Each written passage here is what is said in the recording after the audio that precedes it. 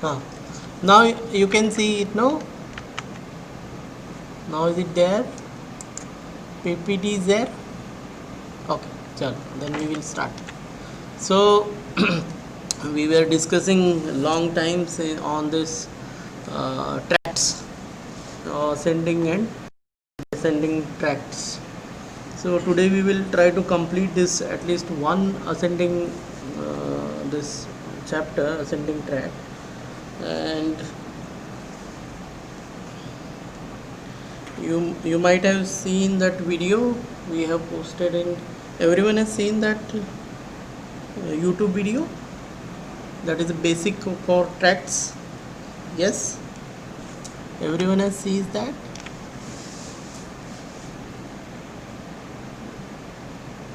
Okay, everyone has seen that video in YouTube video, of ascending tract. Yes, okay.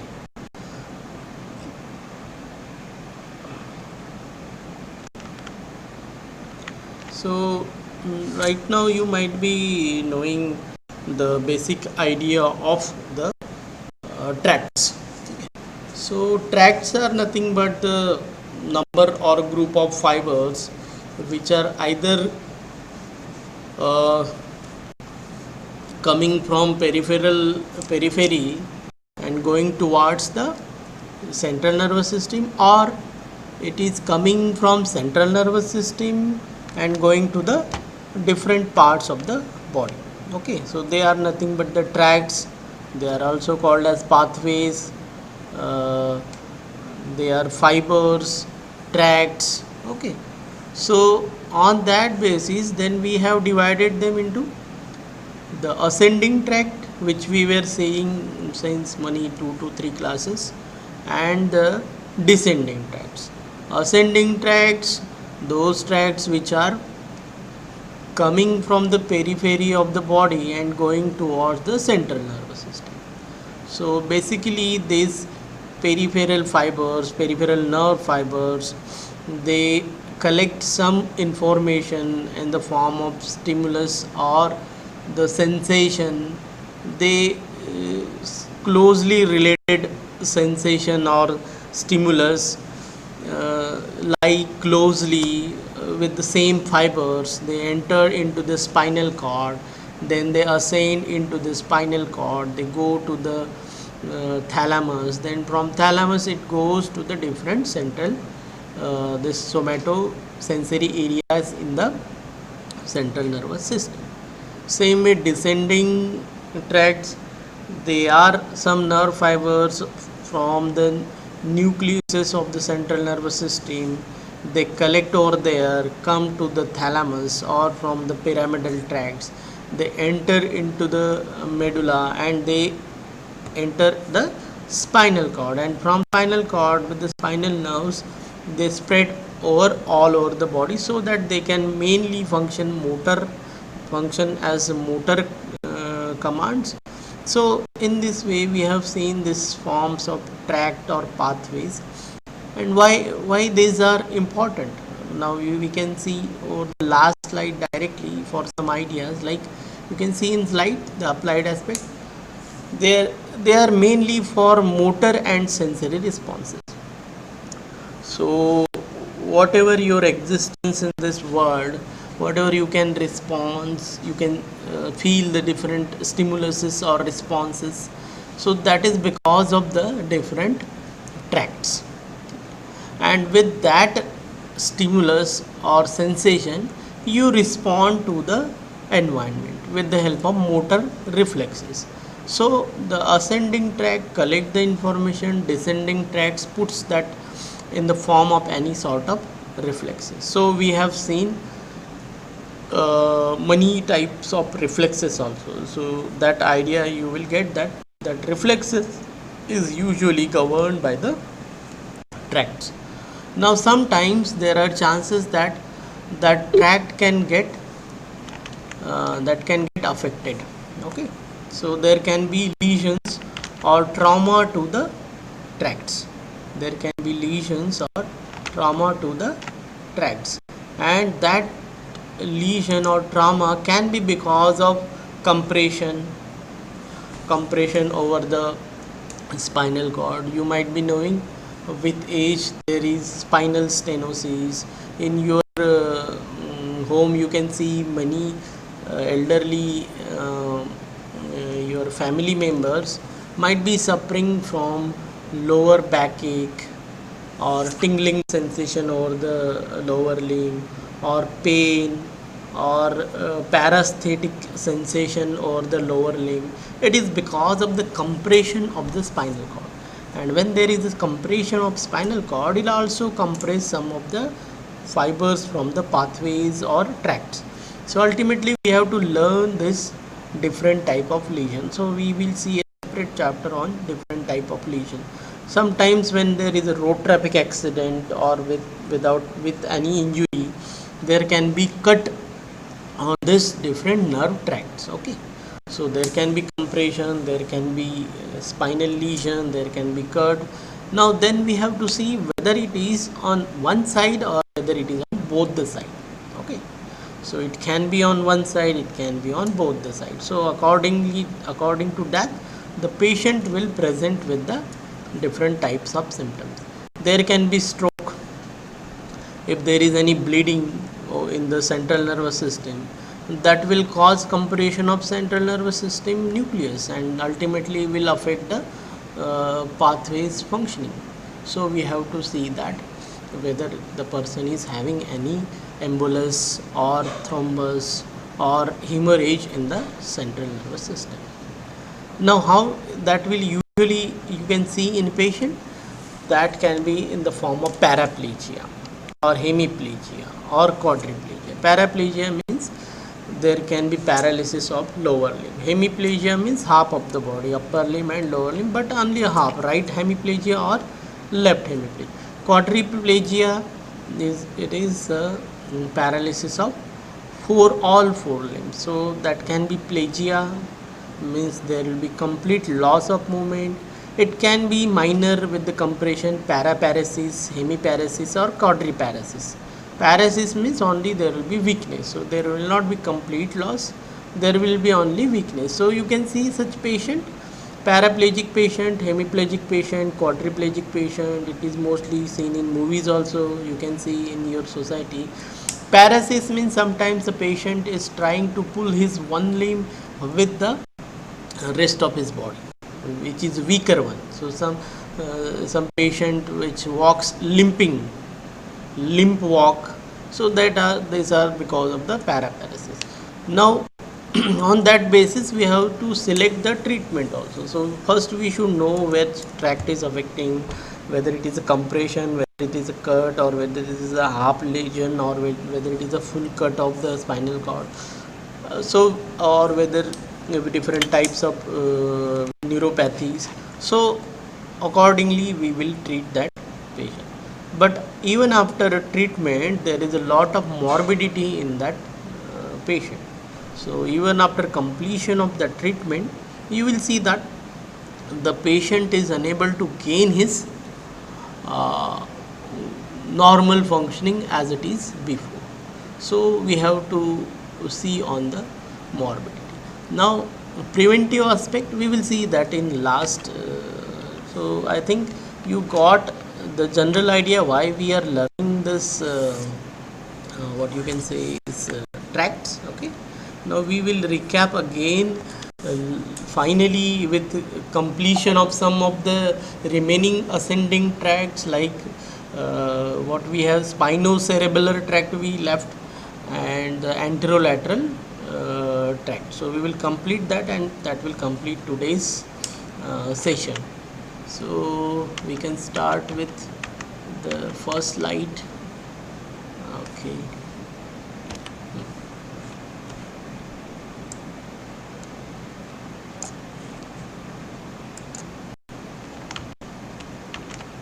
So we are starting right from beginning, so you can revise also, and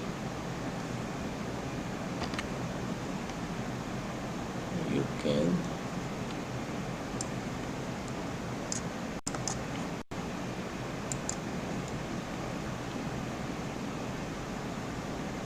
Okay, so finally last class for ascending tracts or sensory tracts.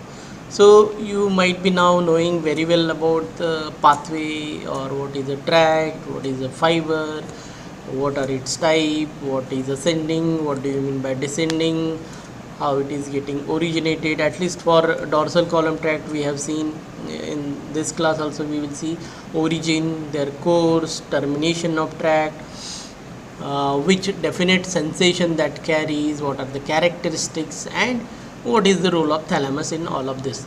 Now whenever you get any question on this track, you have to write likewise.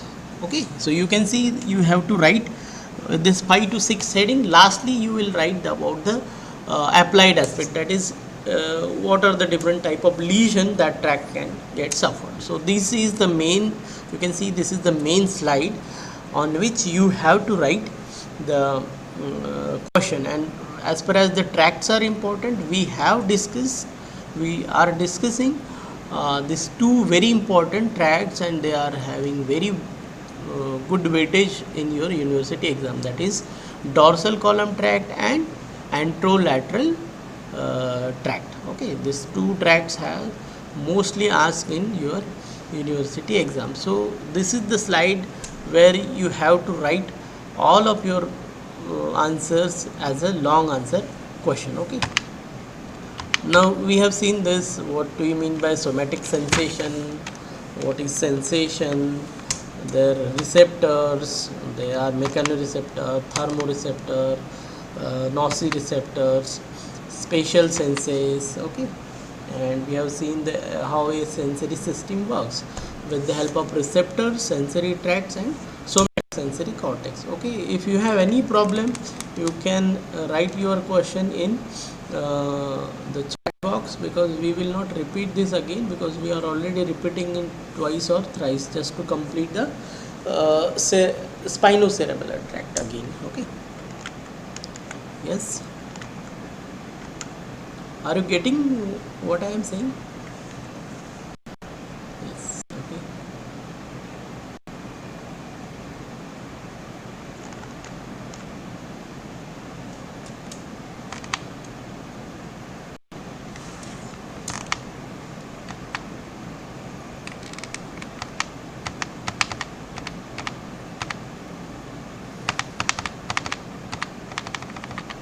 So we have seen all these things: tactile sensation, their receptors, free nerve endings. The examples of tactile receptors are free nerve endings, mesh nerve corpuscles, Mercaldi's, hair end organs, Ruppini's end organs.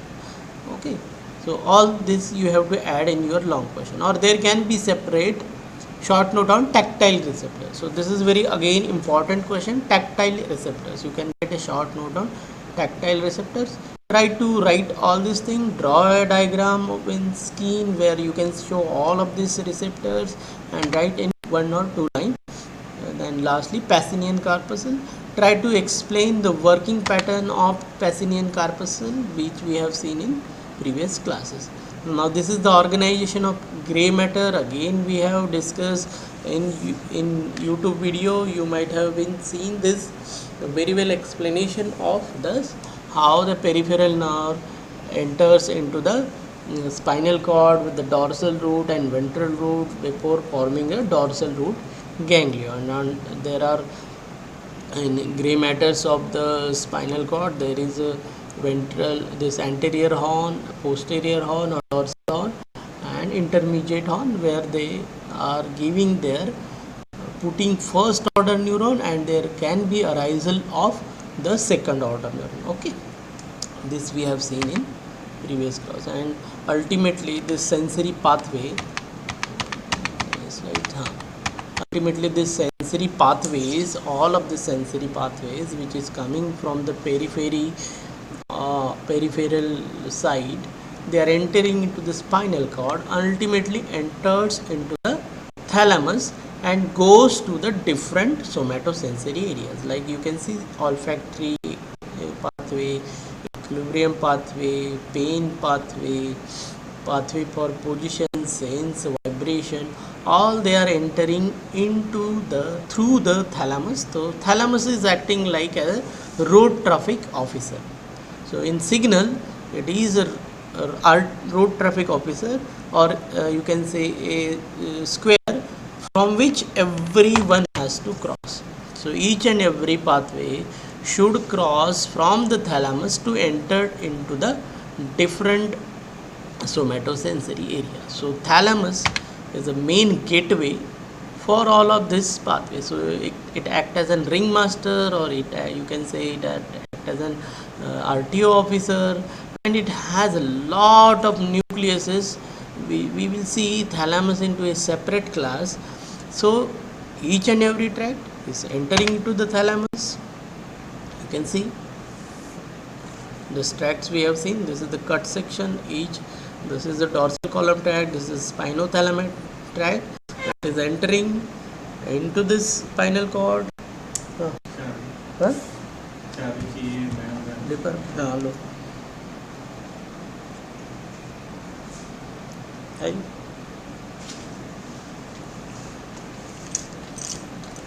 अभी चाबी लाके दे रहे हैं। नहीं, वो madam के room में खुला रहेगा।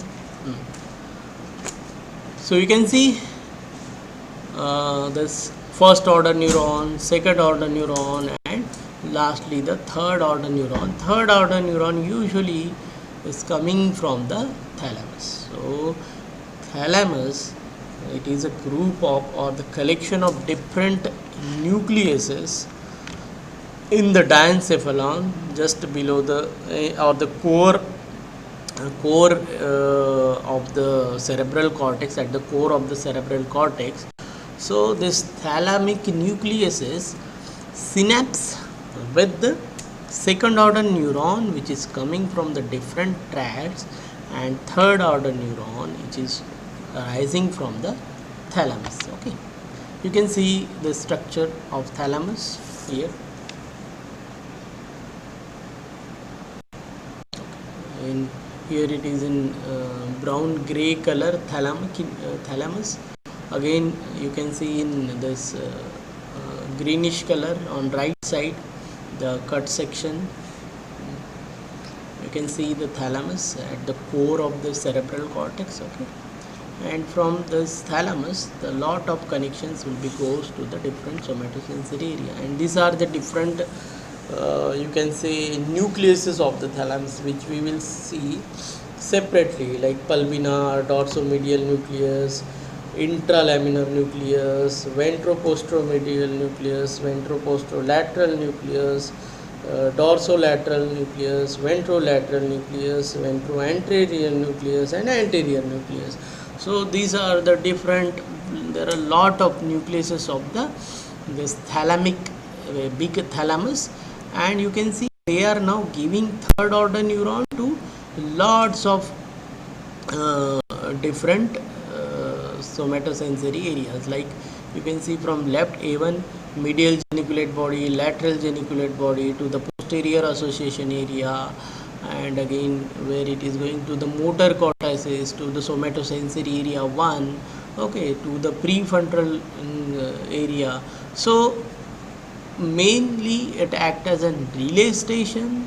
It receives a lot of tract information, it relays it where it has to be given. Okay, so thalamus is acting as a relay station, or a ringmaster, or a you can say road traffic this officer.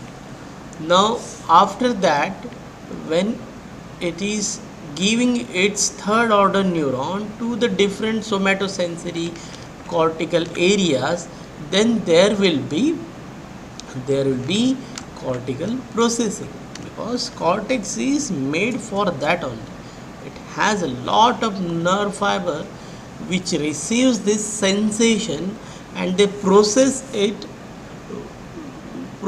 for what?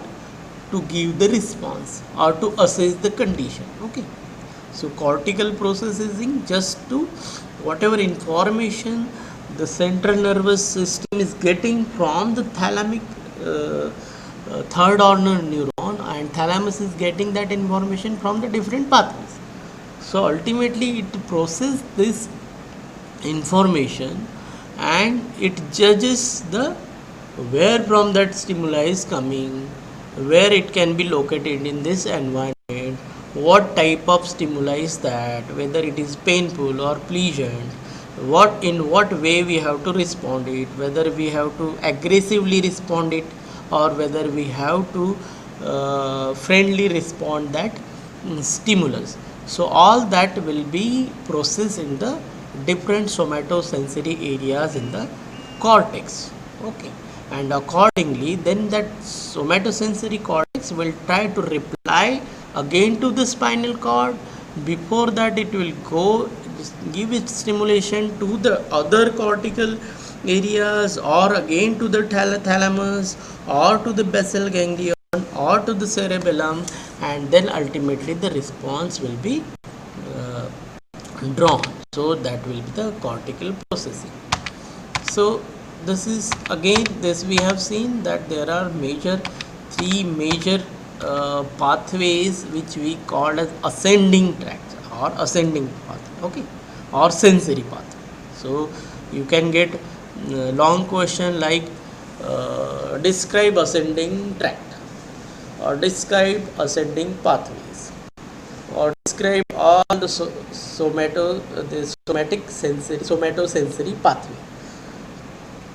So basically you will be morely writing on dorsal column pathway, anterolateral pathway, and spinocerebellar pathway.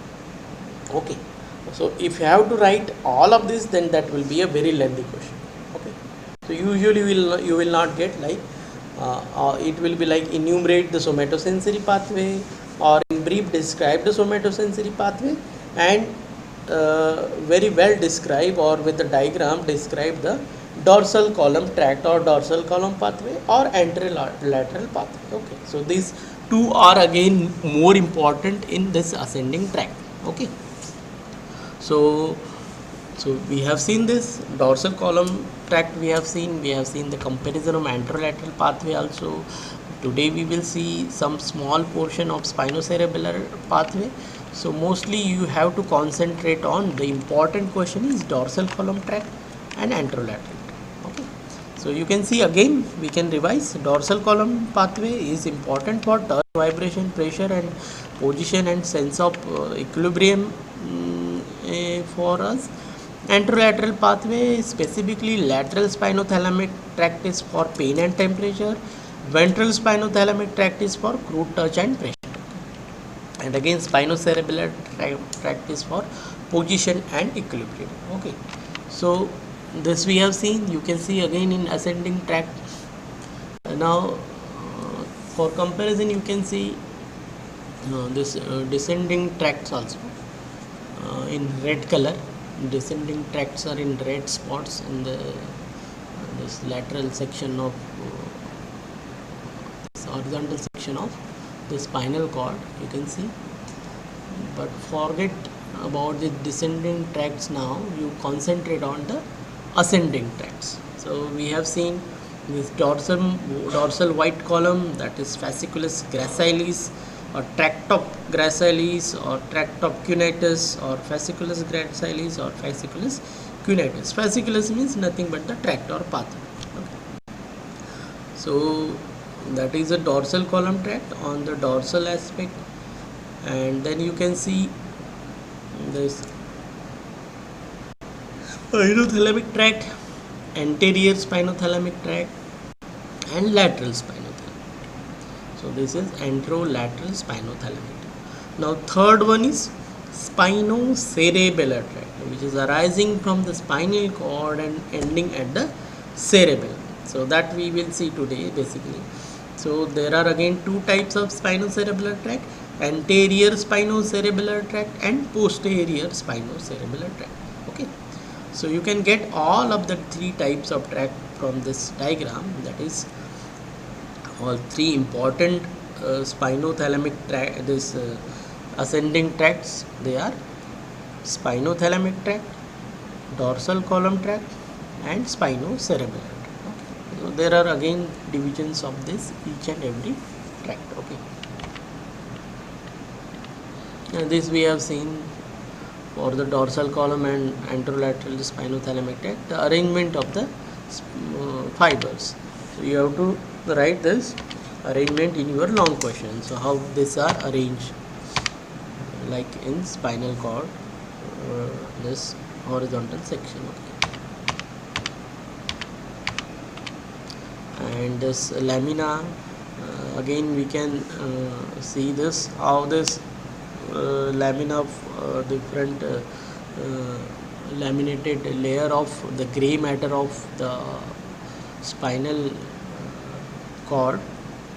You can see there are near about 9 to 10 lamina, and wherever this peripheral nerve fibers, you can see spinal nerve, there is this entry of spinal nerve fiber into the spinal cord, and they are entering into the gray matter of the spinal cord. They synapses, they are first order neurons, synapses with the different neuronal fiber in the gray matter, where from their second order neuron arises. So it is divided into different types of lamina, and lamina is nothing but they have different type of nerve, separate type of nerve for a different separate 9 or 10 laminas. Okay.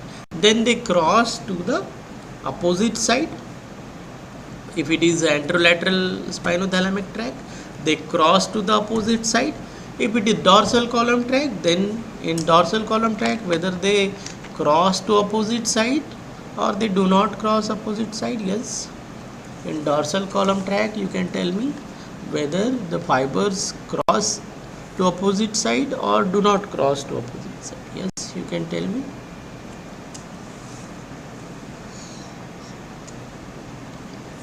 In dorsal column tract, do they cross to opposite side? Yes, or they don't cross. In dorsal column tract, I am asking you about the dorsal column tract.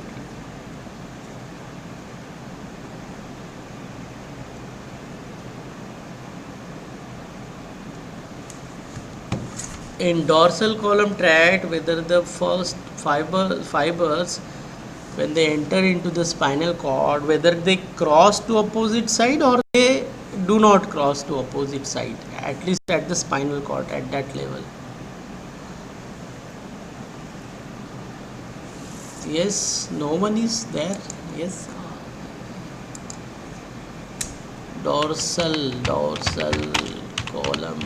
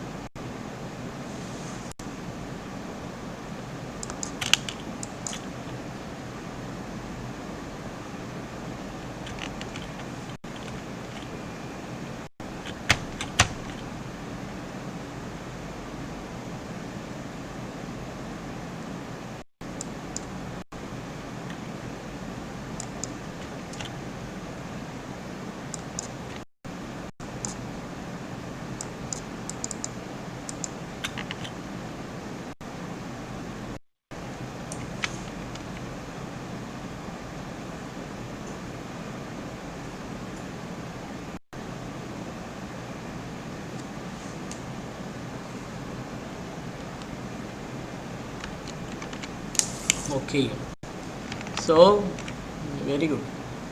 You can see in this diagram, which we have already seen previously. Dorsal, this is very good diagram to understand, and you can get at least 6 to 7 marks out of 10 marks right from this diagram. You have to see this diagram, you have to explain each and every visuals in this diagram, you will get 7 to 8 marks. Okay, so now you can see what I have asked to you, that whether you can see the crossing of fibers when there is an entry of nerve fiber into the spinal cord. So you can see in dorsal column system, or in dorsal column tract, they do not cross immediately when they enter into the spinal cord. You can see in A diagram. You can see A diagram. Yes, you can see A diagram.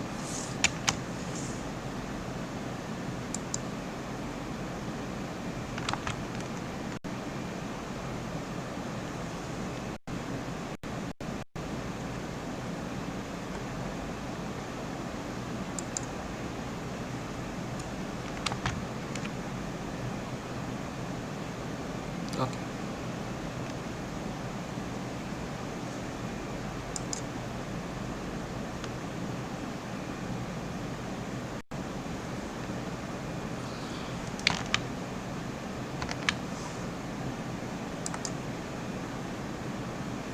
You can see this A diagram. When the fibers enter into the spinal cord, they do not cross, and what we call them as fasciculus gracilis or fasciculus cuneatus fiber. Okay, if it is from the lower limb, they are called as fasciculus gracilis. If it is from the upper limb, they are called as fasciculus cuneatus. And usually fasciculus gracilis, that is the fiber from lower limb, they lies more medially, and then laterally fasciculus cuneatus, but they usually do not cross immediately at the spinal cord. When they get up in the medulla oblongata at the nucleus cuneatus and nucleus gracilis, they cross to the opposite side. Here you can see in A diagram, they are crossing at the medulla oblongata. They are crossing at medulla oblongata. So they cross at the medulla oblongata where their second order neuron arises. So their second order neuron arises at the nucleus cuneatus and nucleus gracilis, or you can say at the medulla oblongata. They cross at this level, and then they second order neuron synapse with the thalamus. Okay. Now you can see in anterolateral spinothalamic tract, as soon as they enter into the spinal cord, they synapse with the gray matter nucleuses. Like we have seen different laminas, 9 to 10 laminas are there. So they immediately synapse with the gray horn nucleuses, and the second order neuron arises. It immediately crosses to the opposite side. It lies in its tract, like if it is anterior tract or if it is lateral tract, and then they go up. Yes, you can see in diagram B, as soon as it enters into the spinal cord, they synapse with the gray matter or the nucleuses or the laminas in the gray matter. Then second order neuron arises right from that side, and they immediately cross the opposite side. Yes, you can see the difference.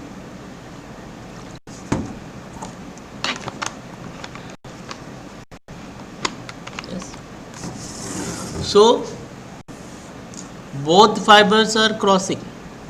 Yes, both fibers are crossing. So if someone has answered that yes, they cross, but they cross at medulla oblongata, and the anterolateral spinothalamic tract cross immediately after the entry at the spinal cord. Okay, so this is the difference. And then you can see both fibers, they synapse with the thalamic nucleus, that is nucleuses that we have seen. Thalamus, there are many nucleuses of thalamus: anterior, lateral, posterior, anterolateral, posterolateral, ventrolateral, anteromedial. So out of that nucleuses, it synapse with that nucleus, and then there is arousal of third order neuron from the thalamus, and then they enter into the somatosensory cortex for the cortical processing. Okay, so you have to write all of these things in your answer. So first draw this diagram, and then explain receptors, stimulus, how it is entering, what type of fiber lying medially. Draw above diagram also, this one lamina diagram, and then you have to draw this diagram also. spinal arrangement of the fibers. Okay, so you are what you are explaining, you are explaining origin, their course, and where they are terminating, what is first order neuron, where it is synapsing, what is second order neuron, where it is synapsing, what is third order neuron, where it is going. Ultimately it is going for the cortical processing. That will end your this at least mild explanation of the tract. Okay, then we have also seen this, the explanation, elaborative explanation of the you can say this is spinal which tract this one is dorsal column tract. Okay, so our first order neuron, second order neuron, so we have seen this, and what type of fibers. Usually this lamina get, we have seen that also. So you can again see mechanoreceptors, like if it is there is mechanical stimulation, that is mostly A beta fibers, they synapse with the third lamina, fourth lamina, fifth and sixth lamina. Mechanoreceptors, mechanoreceptors with A delta fiber, they synapse with the third and fourth lamina. Nociceptors, that is cold receptors, they are also A delta fibers and they synapse with the 1 and fifth lamina. Nociceptor, that is a pain receptor, thermoreceptor, and some mechanoreceptor which is from C nerve fiber, they synapse with the first and second lamina. Okay, so if you got time and if you can remember, you can add this slide also in your answer. Okay, so we have seen this again. Now ultimately these are the different areas where all of this in your information which is coming from the different ascending pathway is going, and ultimately we can see this frontal area or the cortical areas from the frontal cortex, which is for executive functions, red motor functions, then sensory somatosensory functions, attentive functions, alertness, vision, memory, emotions, and ultimately hearing. So these are the major somatosensory functions for which this different tracts are there and which they are helping. Okay, now we have seen then this partial orientation, sensory homunculus, how exactly in the particular this somatosensory cortex this representation of whole of your body is there. So this is some sensory homunculus. When you give a cut section, you can see on left side, when you give a cut section to this vertical cut section to the primary somatosensory cortex, you will see that all of your this sensation from different body parts is lying on this the topography is lying on the exact areas at this somatosensory cortex. So mostly you can see for face there is large number of area, for your hand as it is a skillful you can say portion of our body, so it is given very large area. Again for facial expression there is a large area. Okay, and very small, comparatively very small area for the this head, this neck, trunk, hip and leg region. Okay, so this is sensory homunculus. Now we have seen these functions of dorsal column pathway also. You can summarize the tactile localization, tactile discrimination, 2-point discrimination. Okay, so we have already discussed conscious proprioception, joint position, movement, vibration sense, stereognosis, how you can judge any object with closure of your eyes. This is a tactile 2-point discrimination. Characteristics, we have seen this. Now anterolateral spinothalamic tract, you can see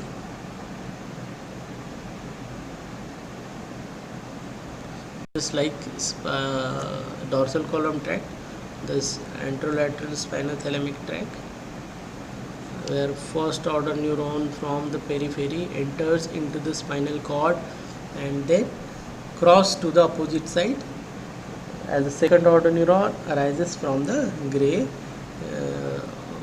matter laminas. Okay, then it rose to the medulla oblongata and then synapse with the thalamus, thalamic nuclei, and from thalamus third order neuron goes to the somatosensory cortex. Okay, and the origin of anterolateral spinothalamic tract, it is, these are the spinal nerves, that is A delta fibers or C fiber. Mostly as we are talking about the anterolateral tract, they carries only this touch, pain and temperature fibers, so mostly they are A delta and C fiber. So A delta and C fibers, in previous slide also we have seen, they terminate on this, you can see third, fourth, fifth and laminas, and as soon as they terminate their first order neuron on these different laminas, there is a arisal of second order neuron. That second order neuron immediately cross to the opposite side and it takes either it is going to the anterior pathway or lateral pathway, and they go up to the medulla oblongata. Okay. And then there is a arrangement of these fibers that we have seen for the lateral spinothalamic tract. We have also seen in previous class the differences. You can get a short note on for 5 marks or 4 marks, short note on differences between two sensory tract, dorsal column system or anterolateral spinothalamic tract. Okay. Now lastly, our topic is spinocerebellar pathway, that is, you can divide again it into, which is the spinocerebellar pathway is very less importance. You will not get a long question on this, but sometimes rarely you can get a short note, or when you get a long question on ascending tracts, you have to mention that these are the different types of spinocerebellar pathway. So it is divided into posterior, anterior spinothalamic tract, posterior spinothalamic tract, and one is cuneo-cerebellar tract. So ultimately they are all terminating at the cerebellum. Okay, so mostly it carries the sensation or sensation from the muscle, tendons and joints for the sense of position and equilibrium. So you can see this one is posterior spinocerebellar tract. So you can see the posterior spinocerebellar tract, which fibers are shown in red tract. So mostly they are for unconscious proprioceptive sensation, means unconsciously balancing your body. So when you are reflexly giving responses or when you are in sleep, so unconsciously your body posture is controlled by the posterior spinocerebellar tract. Now you can see the fibers from the spinal nerves, mostly from muscle spindle and GOT. You can see GOT written over on right side or on left side, that is Golgi organ tendon. Okay, so fibers arising from this muscle spindle, they entered into spinal cord, the spinal nerve. From the dorsal root they entered into the gray horn and the synapse with the gray lamina.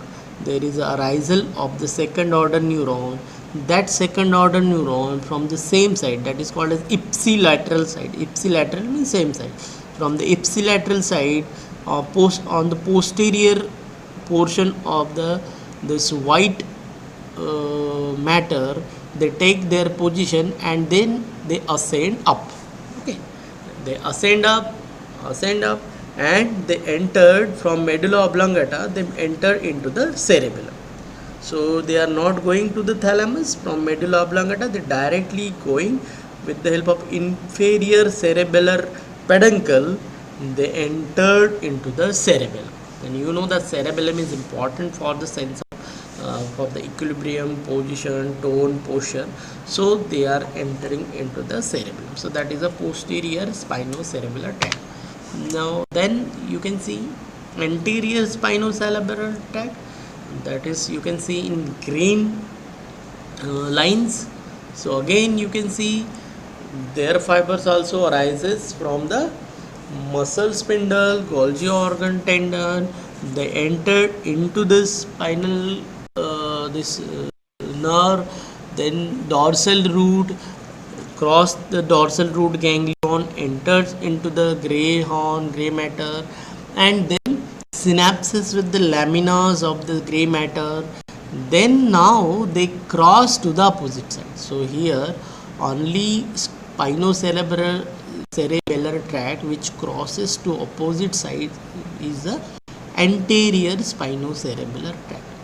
Otherwise both posterior and cuneo-cerebellar tract, they lies on the ipsilateral, but the anterior spinocerebellar tract crosses to other side contralaterally. Okay, then it takes the anterior portion at the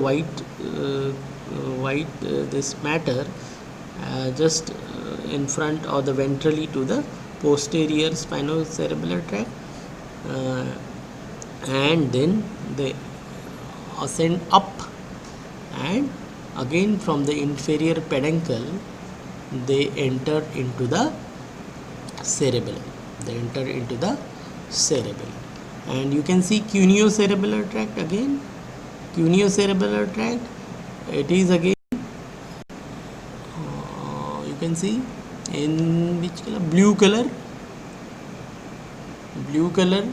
You can see it arises above the C8 level. Spinal nerves above C8 level, it enters through the spinal nerve, dorsal root, crosses the dorsal root ganglion, enter into the white column, and do not enter into the gray matter. So it goes up right from the white matter into the medulla oblongata, and from medulla oblongata it directly enter into the cerebellum. So it bypasses the gray matter, lies only in the white matter, arises only from just above the C8 spinal or the C8 level of the spinal cord, and enters into the medulla oblongata and into the cerebellum. So this, in this way, these are the different, you can see these are the spinocerebellar tract. So posterior spinocerebellar tract, anterior spinocerebellar tract, and cuneo-cerebellar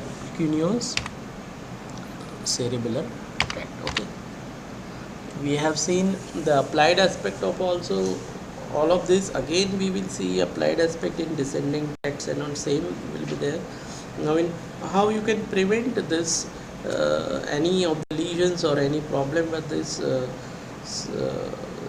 different ascending tract is that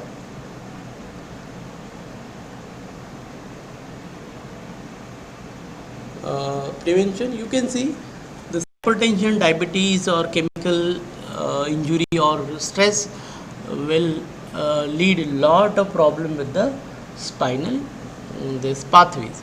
So how you can prevent? You can control the hypertension, you can control the diabetes, you can control the chemical trauma or chemical use of many chemical product, you can decrease the stress level. Okay, so in this way you can preserve the spinal pathways, or you can avoid trauma, you can avoid accidents, or you have to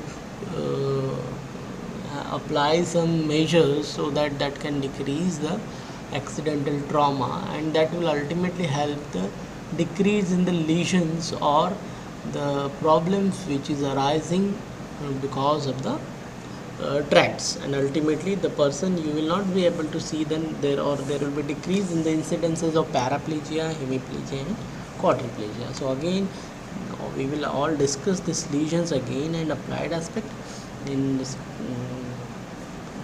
coming classes. so that today we have completed all of the things from ascending tracts. So we will not take again ascending tracts, we will further move for descending tracts and thalamus, hypothalamus. Okay, so this is the, you can say, beginning of the you can say core area of the central nervous system. So till now we have seen superficial, that is the reflexes, synapses, receptors, and general idea of this central nervous system. So try to read, I think now anatomical portion is also now going on with the central nervous system, so we can see the this core topics of the central nervous system. So if you have any doubt, you can ask it in your this group, WhatsApp group. And again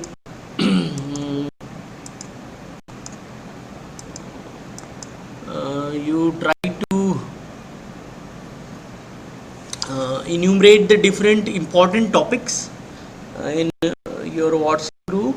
I will correct that which one have more weightage. Whenever you are putting that important question, try to put it in a sequence. Means first one will be most important, second one will be second important, third one will be third important. In that way you try to put it, then I will make their arrangement very well for you, so that you can get at least 40 to 50 questions, 40 to 50 questions which is important in your university exam.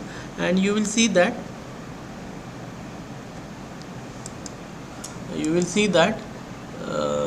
near about 70 to 80% of your question paper will be from the from that important question only. Okay, GOT is Golgi organ tendon. Golgi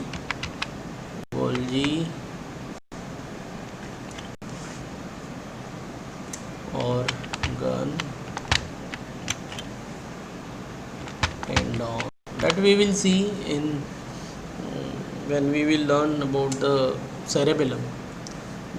We have the classes for tone, posture and equilibrium. You will see what we mean by Golgi organ tendon. Okay, so okay, so no question again, so you can take your lunch and then again start your study. Okay.